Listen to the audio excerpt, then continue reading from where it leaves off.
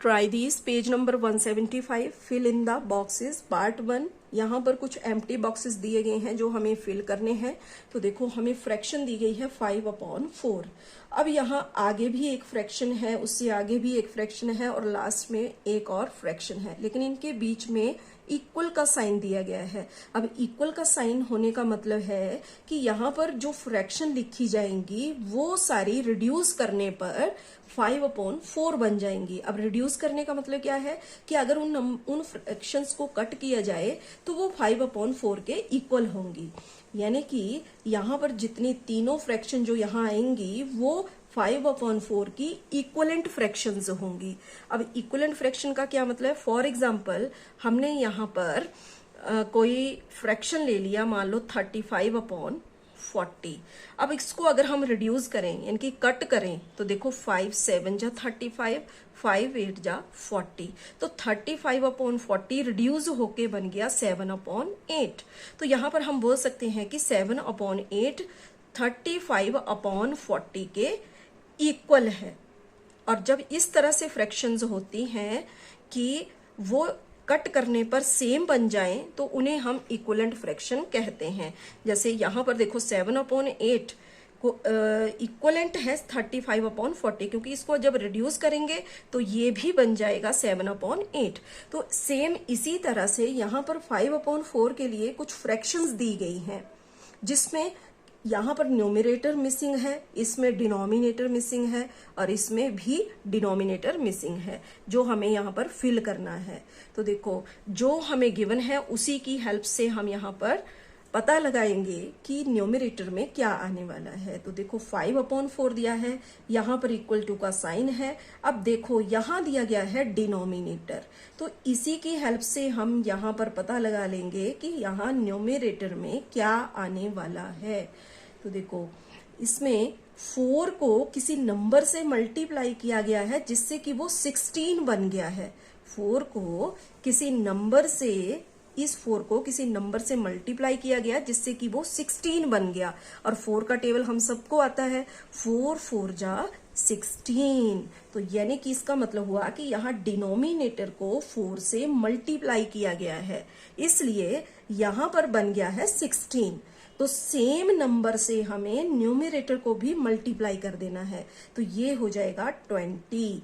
तो यहाँ पर 5/4 के लिए फर्स्ट इक्वलेंट फ्रैक्शन हो गई 20/16। ठीक है, देखो 5/4 किसकी इक्वलेंट है? 20/16 की। क्योंकि अगर हम 20/16 को कट करें, देखो 4 5 जा 20, 4 4 जा 16, तो ये वापस बन जाएगा 5/4। तो यहाँ पर एक बॉक्स हमने फिल कर दिया। अब उसके बाद फिर से हमें 5/4 को कंसीडर करना है। अब देखो इसमें न्यूमरेटर ऑलरेडी गिवन है, कितना दिया है? 25। तो यहाँ 5 को किसी नंबर से मल्टीप्लाई किया गया है जिससे कि वो 25 बन गया। तो 5 को किससे मल्टीप्लाई किया गया है ताकि वो 25 बन जाए? तो यहाँ पर क्लियरली हमें पता चल रहा है कि 5 5 जा 25 होते हैं, तो यहाँ 5 से मल्टीप्लाई किया गया है। तो सेम नंबर से हमें फिर डिनोमिनेटर को मल्टीप्लाई कर देना है। तो 4 5 जा हो गया 20, दैट मीन्स यहाँ पर आएगा 20। और अगर फॉर एग्जाम्पल इसको हम कट करके देखें 25/20 को, तो 5 5 जा 20 और 5 4 जा 25 और 5 4 जा 20। तो वापिस क्या बन गया? ये 5/4। तो इसलिए दूसरी इक्वलेंट फ्रैक्शन हो गई 5/4 के लिए 25/20। अब आगे देखो तीसरी फ्रैक्शन में यहाँ पर 5/4 हमने एज इट इज लिखा। अब आगे इक्वल टू का साइन लगा लिया। अब उसमें न्यूमरेटर दिया गया है -15। अब डिनोमिनेटर में क्या आना है? तो देखो 5 को किससे मल्टीप्लाई करें कि वो -15 बन जाए। ठीक है, तो कोई माइनस में ही नंबर हमें लेना है, लेकिन हम जानते हैं 5 3 जा 15 होते हैं, लेकिन साथ में माइनस दिया गया है तो हम भी यहाँ पे माइनस लगा लेंगे। तो इसका मतलब हुआ कि यहाँ न्यूमरेटर को -3 से मल्टीप्लाई किया गया है, तो सेम नंबर से हम डिनोमिनेटर को भी मल्टीप्लाई कर लेंगे। तो ये हो जाएगा 4 3 जा 12 और साथ में लगा देंगे माइनस। तो यहाँ पर डिनोमिनेटर में आ गया -12। अब देखो 15 -15 अपॉन -12, तो यहाँ माइनस से माइनस कैंसिल हुआ और ये 3 5 जा 15 और 3 4 जा 12, तो देखो वापस ये बन गया 5/4। तो इस तरह से यहाँ पर ये 5/4 के लिए इक्वलेंट फ्रैक्शंस है, -15 अपॉन -12।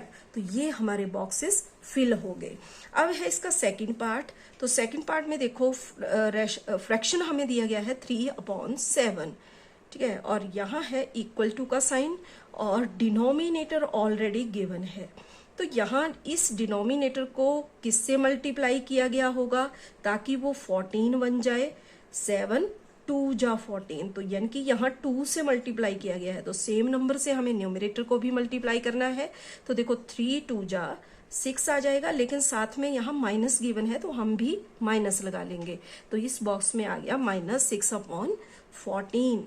अब इसी तरह फिर से कंसीडर करेंगे 3/7 को, तो इज इक्वल टू यहाँ न्यूमरेटर में दिया गया है 9, तो किस तरह से बना होगा ये 3 के साथ मल्टीप्लाई करके।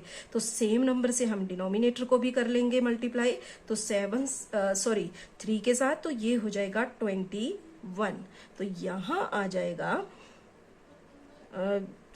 यहाँ पर +9 है, जबकि हमारा जो फ्रैक्शनल नंबर है उसमें न्यूमरेटर में माइनस लगा है, तो हमारा यहाँ पर भी हमें माइनस लगाना पड़ेगा, तभी वो माइनस इंटू माइनस होके +9 बन पाएगा। तो इसलिए हमें यहाँ पर -3 के साथ मल्टीप्लाई करना है, तो यहाँ आएगा -21।